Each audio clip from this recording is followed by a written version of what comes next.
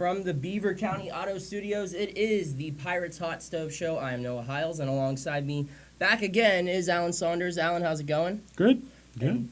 So, Alan, normally I'm decked out in Pirates gear. I got something going, but today I got a message for you. And it is that great moments are born from great opportunities. This is my time? No. It's not their time. Their time is over. I'm so tired of hearing what a great payroll the Padres have. Screw them. Obviously, 39th anniversary of the Miracle on Ice. So I'm rocking the Jimmy Craig. I don't really want to get up and turn around. Just take my word for it. It's got number 30. Probably spelled the name wrong because I bought it over, How ironic is that? I bought a USA jersey.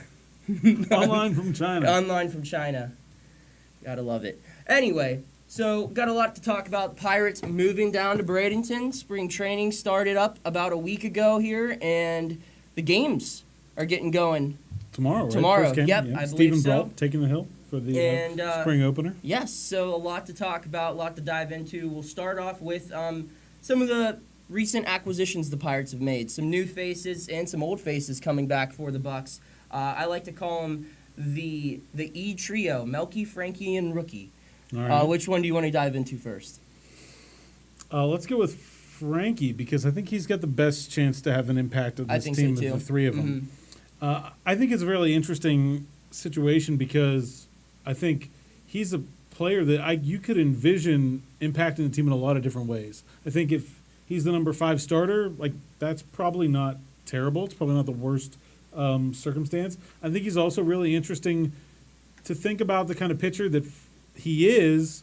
I think projecting him into a bullpen role, he did it a little bit at the end of last year, seems reasonable. I also think if they're serious about considering an opener, he's a fantastic candidate for that. So I think there's a lot of different ways that he could be impactful on the team this year. The move for Liriano is interesting to me, not necessarily even involving how they'll use him, but how they're going to use, like you said, the bullpen as a whole. I think that if he makes the team, this guarantees that they take 13 pitchers out of spring training, I would imagine. I don't really think that he would be the starter, but I think that this puts a lot of heat on Stephen Brault to be, to figure out his role. And I just feel that this was tough for Stephen Brault to hear, being that last season he bounced back and forth between being the starter, being the reliever, the left-handed guy, trying to figure out who he is in the major leagues. Obviously, it led to him getting sent down. This whole offseason, I feel like he prepared to be that reliever, and now, unless Liriano ends up being the 5th starter, which I don't see happening, he's going to have to compete with him unless if they want to bring in 2 left-handed relievers into the bullpen along with their left-handed closer. So it's an interesting move. I do think Liriano makes the team, and I hope that he can get back to, this isn't going to be 2013 Francisco Liriano, obviously, but I think that if they can get him back to a fraction of what he once was, he'd be a solid addition to an already very good pitching staff. I think it's pretty clear to me what Brault is. He's a relief pitcher. Yeah. Let's I know they're saying that he's in competition for the 5th starter but he's a good left-handed relief pitcher. 209 batting average against lefties last year. The ERA is a little bit elevated because he had a couple bad outings, and it's that's combining his starts with his relief appearances. But I think as a lefty reliever, he's good, and he's a really good lefty reliever against left-handers. He can give you 2 or 3 innings. So I think he's a really useful pitcher to have in the bullpen. I just think they need to commit to him being a relief pitcher. Yeah. And if he goes down, he works out of the bullpen when he goes down because he is a relief pitcher in the major leagues, and he could be a useful one. I agree that I'm not sure I see him and Liriano in the bullpen together, though. Yeah. Seems like that's a lot of duplication of role. So do you think if Liriano makes a team out of spring, that means Brault's starting the year in Indianapolis? I think probably, unless there's an injury. And that's tough to hear, being that, Brault's the good guy that he is, but... He is, but also, there's, 13 pitchers? What are the odds they all get through the spring healthy? That's very true. Probably not great. And I think, of the other options, well, we're going to talk about Rookie here in a moment. Yeah, let's move right to Of the other options, from number... I think Brault is clearly, to me, no worse than 14 if you look at that pitching staff. Oh, for sure. And so then I think, he's clearly the next guy. So let's move right on. The Pirates most recent move, you could say, unless you consider Garth Brooks a big signing. It was Rookie Davis, I believe, with Cincinnati last year. They bring him in. Another guy that, is he a starter? Is he a reliever? I think he's more definitely a relief pitcher, correct? I don't know. He's very interesting to me because he worked as a starter with the Reds in 2017. So did 1,000 others. It seemed the numbers weren't great, but he has good stuff. He's got a nice breaking pitch. Mm-hmm. He's been hurt. He barely pitched last year. He pitched like 13 games total.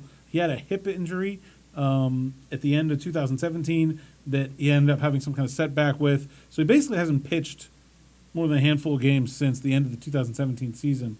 I think, to me, the plan with him should be to put him in Indianapolis and put him in the starting rotation. If you look at that Indianapolis rotation, there's been some years where the Pirates have just had like a glut of prospects that there just wasn't space in Indianapolis to take a flyer on a guy. Yeah. I think this year there is. I mean, I think if you look at kind of the projected prospect depth at that spot, Mitch Keller obviously going to be kind of the number one guy in that Indianapolis rotation, and probably the guy that you'd want to call up. But I mean, besides that, there aren't any like can't miss prospects that are going to be in that Indy rotation that you're going to be holding back by taking a flyer on a guy, sticking him there, and see if he can resurrect his career. I mean, AAA numbers in 2017 weren't 806 strikeouts per 9 innings, 4.77 ERA, not fantastic, but there's something there to work with. So maybe he catches fire. Maybe he he's got this split finger pitch he's been working on. So I don't think it hurts anything to put him in the Indy starting rotation. I'm going to take you back to the good days, 13 through 15. There seemed to be one guy every time the Pirates needed a spot start, he came up and delivered. Remember that guy, Brandon Compton? Remember him? Casey Sadler? Sadler, another guy. I feel like Rookie Davis can be that guy for this rotation. I feel like there's a lot of them. You have, guys like Clay Holmes who can already do that. I mean, we really don't know what they're going to do with Nick Kingham. So, but you have a lot of those available to come up and give you 5 innings when they're next in the rotation in Indianapolis. If there's a rain delay or a doubleheader or something like that, I like this move. Hey, if he ends up becoming the 5th starter someday, I don't think it's going to be this year again, but someday he might be the 5th starter in that rotation. I don't know when. And it's not like they have a set 5 guys in Pittsburgh that you're like, oh well, those are those are the 5 guys that are going to be here throughout. I think last year, I mean, you looked at the rotation, especially after sort of Trevor Williams really started to establish himself, and you're like, all right, well, those are the 5 guys. Okay, this year, I mean, you have 4. I think you have 4. And then next year, I think definitely you have 5 if everyone sticks around.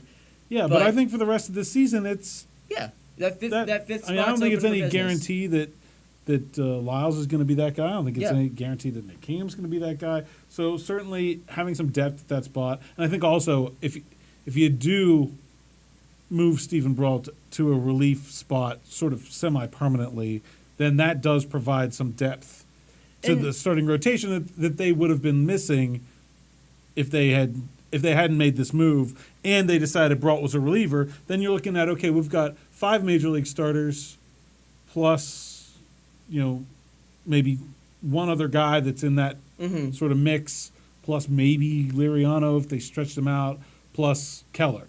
That's not really enough. You really want to go into the season with like 8 or 9 guys that you would feel comfortable starting games for you in the major leagues. I guess you could put Clay Holmes in that. Well, the thing is also, this is a little bit different than what the Pirates are used to. You look at the last couple of years, they have not had a lot of different guys coming up and starting for them. It's been primarily the same core. I know in 2017, they only had like 6 different pitchers start a game for a huge bulk of the season. Last year, that number was a little higher because they had injuries with Nova and different players that here and there. Well, obviously, Musgrove. And they add Archer. And then they got Archer. 7 guys with more than 10 starts. Yeah, but for the most part, 9 starting pitchers last year.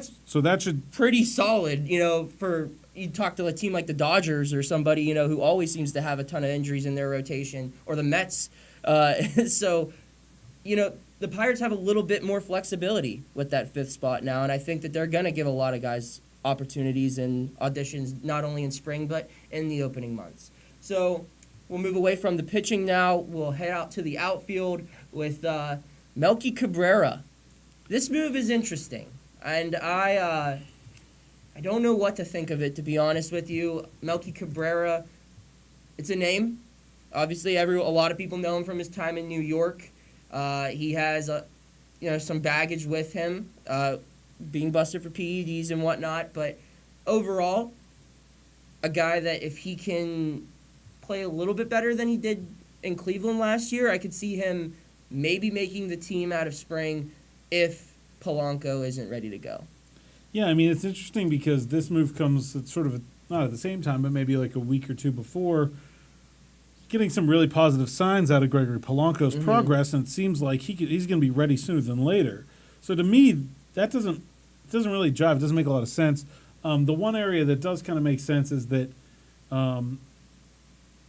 maybe, you're saying you think they're certainly going to have 13 pitchers.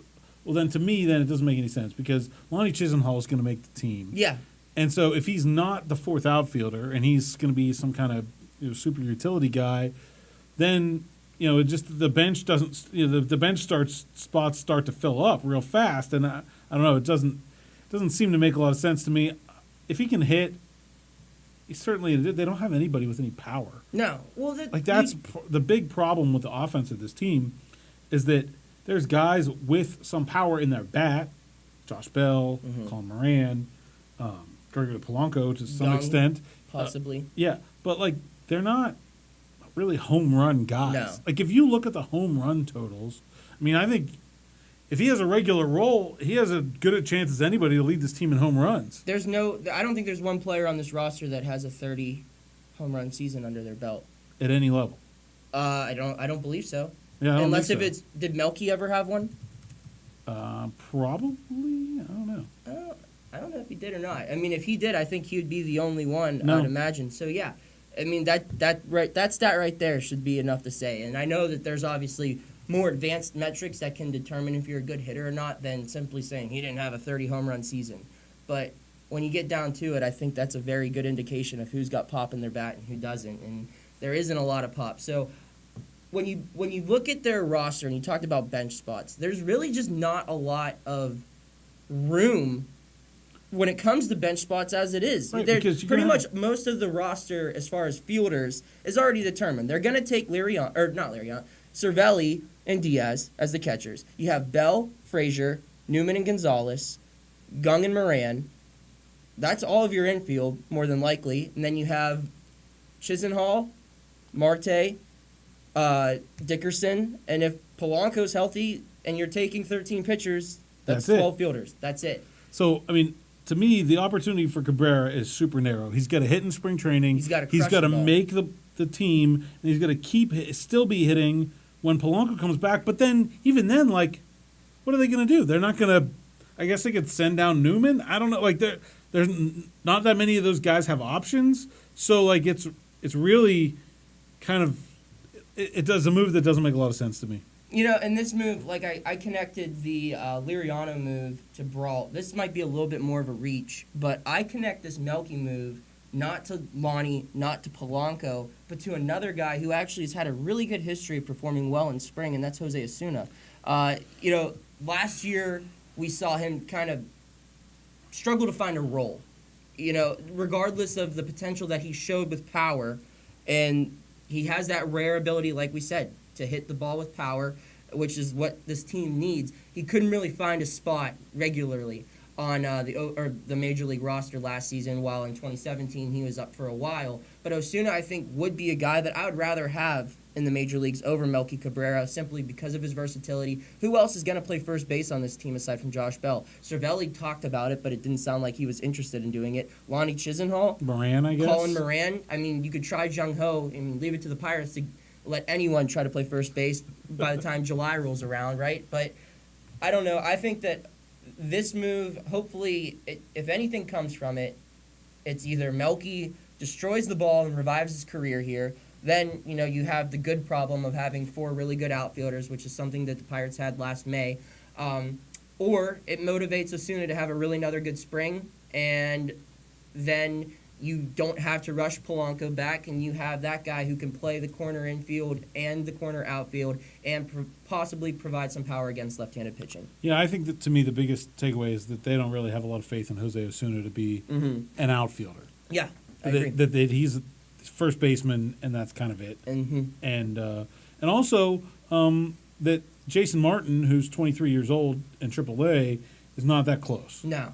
And that's, I mean, I think the numbers played that out. He had a pretty poor year at the plate, 211 batting average, 268 weighted on base average, so not great. Okay. But clearly they don't think that's poised for some sort of quick turnaround. And obviously, I think that much was obvious. I think but not a lot of faith in those two guys as outfield depth. Otherwise, there would be no need. All right. So before we move into our favorite game, obviously the six-pack game, I want to ask you, I think the main position that everyone has their eyes on this spring training when it's considered, when you're talking about the Pittsburgh Pirates, is the shortstop position. Two young guys, the future Freddie Galvis, as one was deemed. And then I forget what Newman was compared to. But you have Kevin Newman, former first-round draft pick out of Arizona. And then you have Eric Gonzalez, a guy who came over from Cleveland. Who do you think wins this position battle, and who do you think the franchise wants to see win this position battle? I don't think anybody wins the position battle. I think it's a platoon. It's a platoon, and I don't think that's good at all. I think that you want one of them to win. Ideally, I think the Pirates want Newman to win this position outright simply because he was the first-round draft pick. They called him up in, I believe it was, August. He came up a little bit before the September call-ups, and they were hoping that he could, provide a little bit of extra something, and he really did not at all. They kept telling us this whole offseason, he was tired, he'd played a lot of baseball. Well, guess what? So did everyone else to that point in time in the season. So they were all tired. He didn't perform, bottom line. I think that they're really hoping that he does pan out, being that he was a high draft pick. And, in Arizona, I think he was like the first player ever to have a back-to-back batting titles in the Cape Cod League for Summer League, which is like a really impressive feat if you really know how college Summer League stuff works. So you want to see improvements out of him immediately.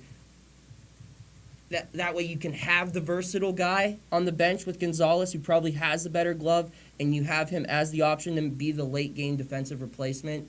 But like you said, I don't know if either one of them does win this job. Well, to me, I think Gonzalez is a more reliable defender. Yes. And he also hits right-handed pitching pretty well. Mm-hmm. And Newman had, if Newman can hit lefties, which he should be able to, has in the minors, then it makes sense. It's a good platoon. Mm-hmm. I think it has the potential to be a pretty good platoon, actually. And I think that's one of the reasons why the Pirates were really hesitant to pull the trigger on one of those sort of second-tier options at shortstop, whether it's Iglesias or Drupal Cabrera. Yeah, one of those guys. I think a Gonzalez-Newman platoon is probably better than Iglesias. Interesting. It's certainly no worse because he doesn't hardly hit at all. I mean, he's a good fielder, but he doesn't hit much. Yeah, and I think there's potential in a platoon there to do better than that. If you look at some of Newman's minor league stats against lefties, it's pretty solid. And so if all he has to do is play against left-handers, and Gonzalez's numbers would be so much better if you eliminated him playing against left-handers.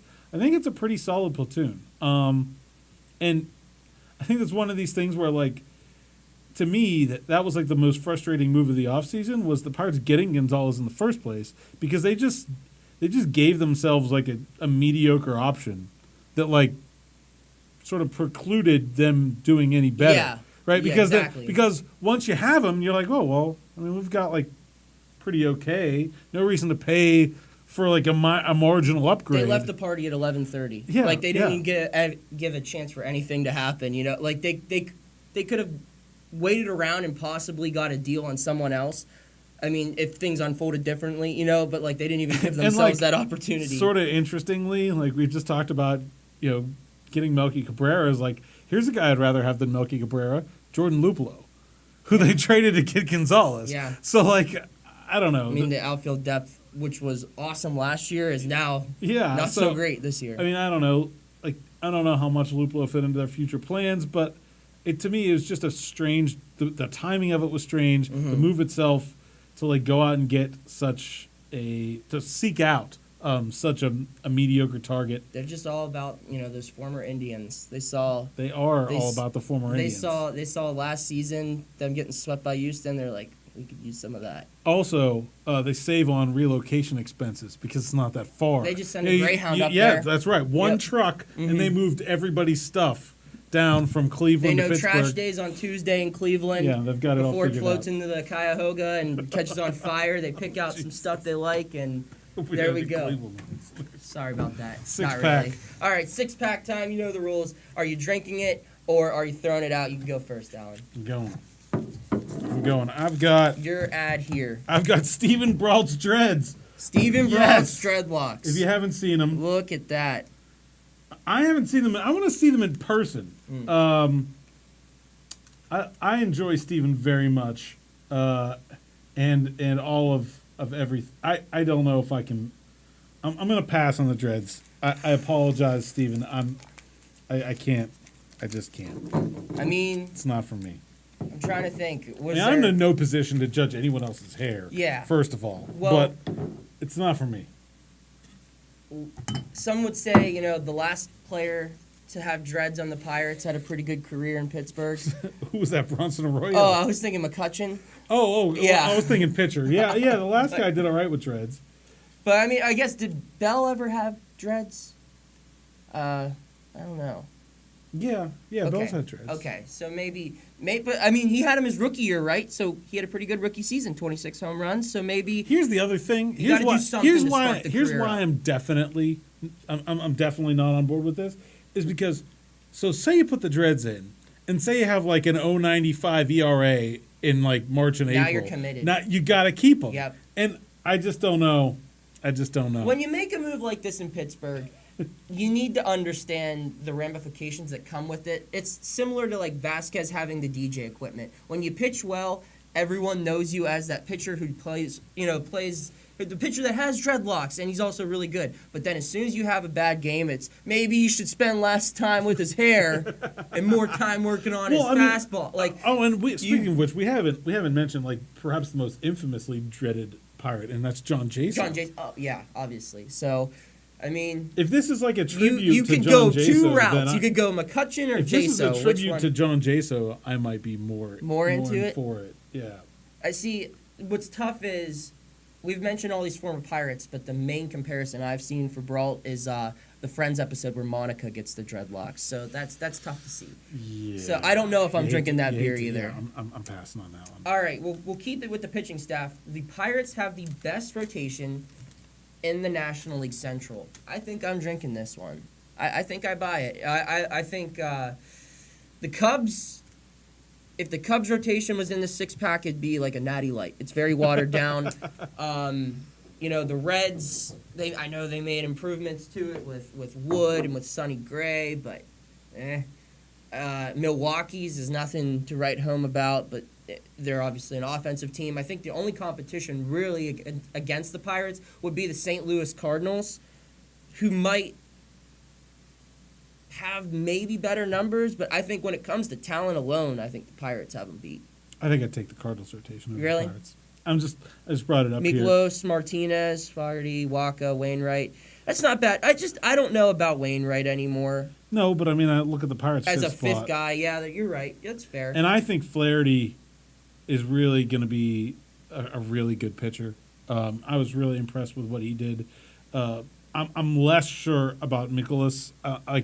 I don't think he's as good as he pitched last year. I mean, that mustache left no doubt on me. That's true. That's true. But I don't think he's as good as he pitched last year. Mm-hmm. I think he's certainly a good starter. I think to me what they don't have is that one guy who's like definitely going to be an all-star. They don't have that Adam Wainwright, that Chris Carpenter anymore. Yeah, they had. Yeah. If they had one of those, or just one of those guys, like Waka certainly talented. Martinez was that guy a couple years ago. They certainly have the talent. I think they have a more overall talented rotation. I'm not sure they're going to be better, but I think they have more overall talent. I would say they have 4 2s. 1 through 4 could all be a solid 2 in a playoff rotation. I agree with where that. the Pirates maybe have they have an ace with Tyone, and then I would say they might have 2 2s. Yeah. Yeah. Maybe. depending on how Maybe Williams. 2 and a 3. Yeah, something. I think the Pirates have a 1, 2, 3, 4. I'm less sold on Williams than I am on like their first 4 guys. I could agree with that. All right, 2 more. We're down Go quickly ahead. today. The bullpen is the Wolfpack. Wolfpack. Here we go. So Felipe Vasquez, excuse me, names the Pirate. He wants the Pirates bullpen to be known as the Wolfpack. The most recent name I can remember for the Pirates bullpen was the Shark Tank, and I thought that fit well because they had Mark the Shark Melanson, and that worked. So if they're gonna make this a thing, I want them to go all in. I want like Vasquez when he comes out in the 9th inning, or if they get creative, maybe the 8th or 7th. Whenever he comes out, I want there to be wolf sounds. I want there to be a lot of references. I'm all for it. Maybe play Thriller after a win. Who knows? I'm all about it. I'm all about it Any too. gimmick, I'm all about. Yeah, it. branding. But here's the thing, though. Like, the rest of those guys, like, the reason I thought Shark Tank worked was because it wasn't just Melanson. Like, everybody kind of bought in and, like, all fit together. And, like, this is a different group of cats in this bullpen. Yeah. Like Kyle Crick and... Well, I mean, Keone Kela, I think his Keone mentality Kela, on the mound is very similar to DMX, who was a wolf wearing sheep's clothing. Yeah, so I could go with that. They're a bit of a different group. So I don't know. I'm interested to see... I would buy or sell this based on the first conversation I have with like Richard Rodriguez about it, because I'm not sure. Like I like mid-season nicknames as well. Like I like when it starts during the year. I don't like when it starts. It's more organic. Yeah, like this is pre-Noah Hiles era of baseball. Okay. Did the Nasty Boys in Cincinnati, was that like a predetermined thing? That was probably same came with like a We Are Family. Yeah, like that it all starts. I mean, even like the Zoltan thing that came in the that first was in couple spring months. training, but it was it was kind of organic. Yeah, but I will we're in say a social spring media training age is a now. good time for this because there's really nothing else going on. Yeah, so like especially like guys in the bullpen. I mean, they're sitting there. Last week at Pirate City, they got nothing else to do. Good time to come up with a nickname. All right, so you're consuming that? You're drinking that? I'm on board. Yeah, I'm on board. I'll sip it, but tread lightly. All right. I'll say that. All right, so this next one, if you're drinking this one, you're all in on the Pirates, and this is Bob Nutting's comments. I mean, what's there to be said that hasn't been said a million times, I guess? We have the quote, I believe, from one of the many quotes that he's had here. He basically said, to paraphrase, some of the things that stuck out to me. He spoke to the media, I believe, a couple days ago. Tuesday, maybe? Yeah, Tuesday. He said they will never have a $200 million payroll, maximizing the impact of every dollar we spend. And the third quote that stood out to me was, no question the attendance was down. There is no question that there are fewer tickets sold. That is true. There is also no question that we will never use this as an excuse. So let's start with the first one. $200 million payroll. Well, no kidding. How about a $100 million payroll, Bob? You think we could get that? Maybe? No? Okay. I mean, we saw the Padres just eclipse the $100 million payroll by signing one of the best free agent prospects in the last decade. There's another guy out there. I know he probably wouldn't have a spot on this team, but I think we could maybe work something out. Not saying that would ever happen, obviously, but, you have the room to do it. If $200 million is never in the option, what about 50% of that? Do you think you could get there? Yeah, I mean, I think some of the things he said, like, one of the things he said, it's not part of this quote here, but one of the things he said was, we can't really control, we can control, the finite number that we spend. We can't really control, the scope of what we're able to spend or really the range of where we're going to fall in Major League Baseball. And I think those two things are very prescient and true. The Pirates are never going to be they're never going to be out of the bottom 10. Third of the league. They're going to be in the bottom 10 every year. And I think they're also, they're in a situation where they don't have the sort of bankable revenue that other teams have. We've seen it. Like, I think the St. Louis Cardinals can feel pretty good about what they're going to make in ticket sales every year. Yeah, that's true. I don't think the Pirates can feel good about what they're going to make in ticket sales this year. But do you? when you look at, well, if you were the Pirates owner, would you feel good about your ticket sales? No, but I wouldn't. My argument I'd feel to bad that would about be them. this: we're awful so last year. low. They're so low in payroll right now that they're acting as if they're in the same state of affairs as Tampa Bay and Oakland. When that, I just don't find that to be true. Those two teams play in cities that don't care about their baseball team. I think that when this team puts a product out there that wins, Pittsburgh does care about its baseball team. Those two teams play in dumps for a stadium. Pittsburgh plays in the nicest stadium. So there is reason to come to the ballpark, and fans have shown that they will come to the ballpark. They were 27th in attendance last year, and they had a winning record. I mean, but think of the stuff that happened Oakland before had that. more. Oakland had more in attendance. Okay, well, they also play in an NFL stadium, so it's more people to pack in there. They had, Alan, there was one game where it was free. It was literally free for people to come to that, Oakland made the playoffs. I'm saying if the Pirates won 96 games, they would have crushed those attendance numbers. Their attendance numbers were pretty good during, the peak of the McCutcheon era. They were okay, but they also had really cheap tickets. So even when they were at like their attendance peak, they were still in the low 20s in revenue from attendance in Major League Baseball. Like, they're never gonna. There's no way that the Pirates are ever gonna spend money. This is a good transition because we're talking about ticket sales, and this is my main quote that stood out to me was, while the attendance is down, while the tickets, there were fewer sold, he said they will never use ticket sales as an excuse. So that argument that we just had shouldn't mean anything, right? I mean, that's just a load of crap.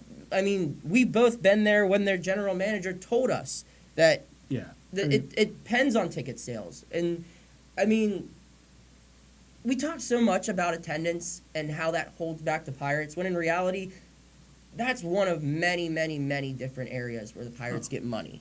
Yeah, but I just feel like we are not a huge market here in Pittsburgh, but we are a top 25 media market, and we are not in as bad of a state economically as a baseball franchise and as a city as Tampa Bay is and Oakland is. I mean, you look at the surrounding areas. I've never been to Tropicana Field. I was at the Oakland Coliseum.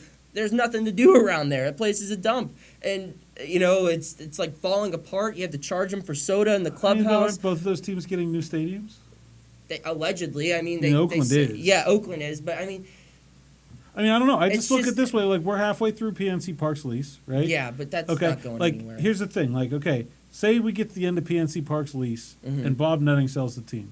What do you think the odds are that new owner would want to keep them in Pittsburgh? I'm below 50%. I would say 50-50 just because of the tradition, and I think that... It's not a good baseball market. It's just not. It's a bad baseball town. I mean, it has been for a long time. Was it in the 90s? Yes, awful. When they had Bonds. They didn't sell out a playoff game. No, it was a 50,000... I mean, yeah, they're playing at Three Rivers. 60,000 seat stadium, but still, like, they would have sold out a playoff game in 2013 even at Three Rivers, I think. Like, I think it's better than it was in some ways, but it's just not a great... Let me tell you why that is. The economics of baseball make it so hard for a small market team to compete in the first place. Yeah. And, then it's not even a good small... Like, St. Louis is a small market.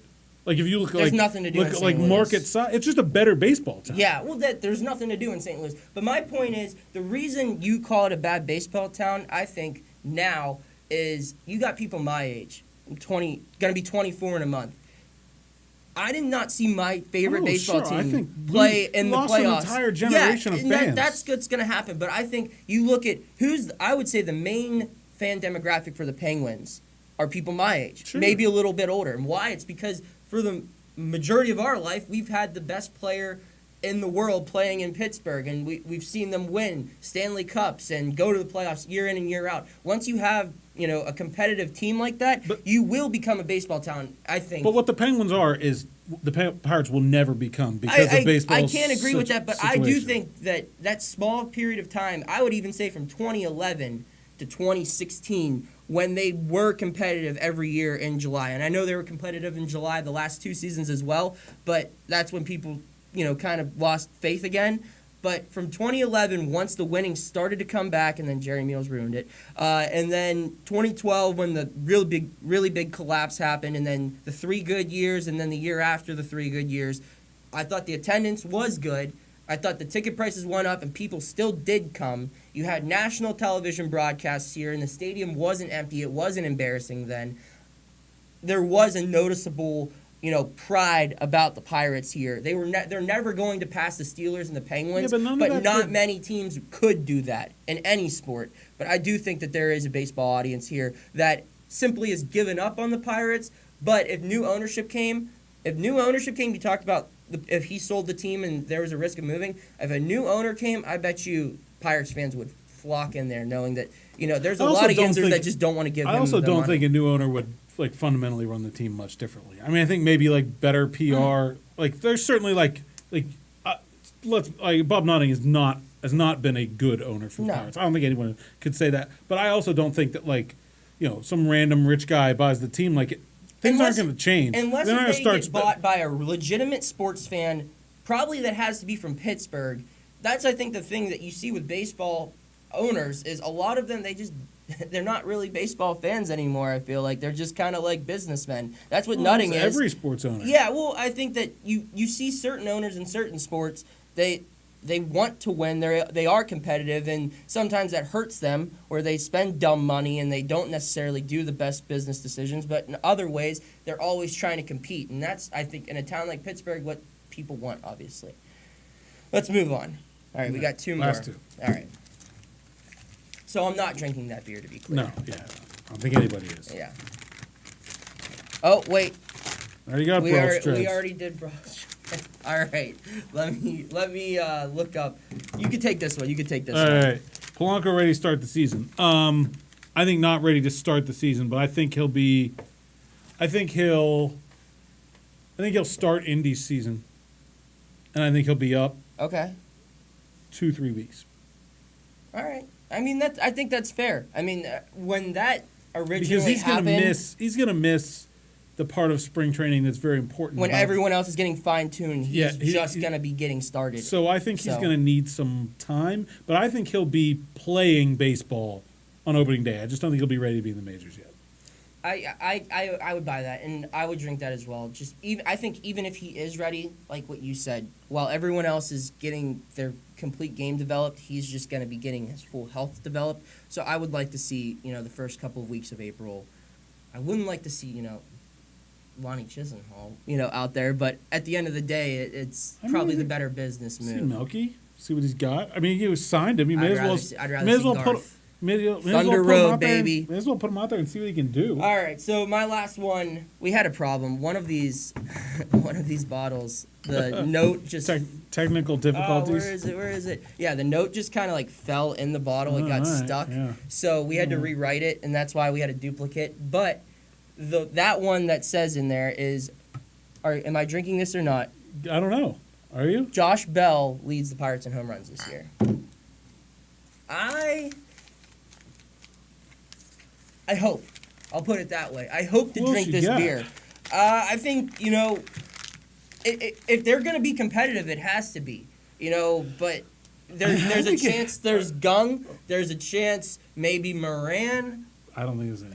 No. I mean, because those guys are going to split time. Here's the thing. I don't think anyone's going to hit over 25 home runs on this team. I think Polanco could hit 25 home runs if he comes back in late April. If he comes back by late April, Polanco, and stays healthy, which is, a big if he could stay healthy for the whole season, Polanco will hit 25 home runs. That will be enough to lead the team, I would imagine. I think if this team makes the playoffs, Josh Bell will need to hit more home runs than anyone else on the roster. Yeah, I mean, I think Polanco could do it. Yeah. And I think that would be okay if it's Polanco. I think Corey Dickerson could do it, who's a guy we don't really talk about as a big power guy. Yeah, but he was like a 30 home run guy in the past, or 25 plus. He's been 25 plus, so this is a better question. What's the number of the Pirates home run leader? How many did they hit? 25. I think that's it. Like It's gotta be 26, somewhere in that range. Like How many? Who led the team last year? Polanco, and I believe he had 20. Did he have 26, 28? We'll see here. Polanco had 23 last year. Marte Yeah. had 20. Dickerson 13. Cervelli and Bell 12. Yes, I would say 11. I would say every player that Adam you Frazier listed. had 10. I would say every player that you listed in the top 5. So Polanco probably hits more. Marte around the same. Dickerson definitely more. Cervelli, I would say, goes down a little bit, and Bell has to double his total if they want to compete. He's got to hit at least 24. Well, I think the one thing about Cervelli is he only played 105 games last year. That's true. So, like, I think he could maintain that if he's healthier. And I think now that they seem to trust Diaz a little bit, like, I think it'll be a little easier for them to keep him healthy. I think he should play some first base. Yeah, I do too, but here's the thing. I don't think they asked him if he wanted to play first, and his response was, I'm a catcher, but I'll play I think there's another question there. It's like, okay, well, do you want to play first tomorrow, or do you want to be off tomorrow? Yeah. And so, like, do you want to play first this season and play another 5 years, or do you want to retire in 2 years because after you I get think, another like, concussion? Elias Diaz is going to play. Yeah. He's going to play a good bit. So, like, the question is not, do you want to play first base? It's, would you rather play first base or sit? Mm-hmm. And I think then you pick first base, right? And look, Bell's got to hit better. I mean, absolutely. More power, more everything. Well, one or the other. I wrote before last season for Pirates Prospects that he's stuck in this no man's land of, like, not enough power and not enough batting average. Mm-hmm. He doesn't need to do both. He's just got to do one or the other. Because with his natural power, if he could hit 300 or 290 even, he'd be fine. Even though there's not power, he'd get a lot of RBIs. Enough, He'd get a lot of doubles. Yep. And that'd be fine. That would be a fine starter at first base. Or he could continue to hit 260, 270 and try to hit 40 home runs. And try to hit at least 30, right? And hit 30 home runs, and that would also be fine. But he can't hit 260 or 270 with no power. Absolutely. Like, that can't be the answer. And so, I don't know. I feel like new hitting coach, maybe... a lot of new hitting maybe he could people coming in. So. Maybe he could turn that around. They got lunch in California right after he was hired. People forget that. There you go. Maybe that's what we need. So I'm drinking that beer with optimism that if you think the Pirates are going to do well this year, it has to be in large part offensively because of Josh Bell. If he has another repeat of last season, especially power-wise, it's going to be a long year for the Pirates offense as a whole. Alan, any final thoughts? All right, be sure to share this, rate us, comment, do whatever you want to do. Follow us on social media. Thank you to our sponsor, Beaver County Auto, for making this all happen. We will see you next time.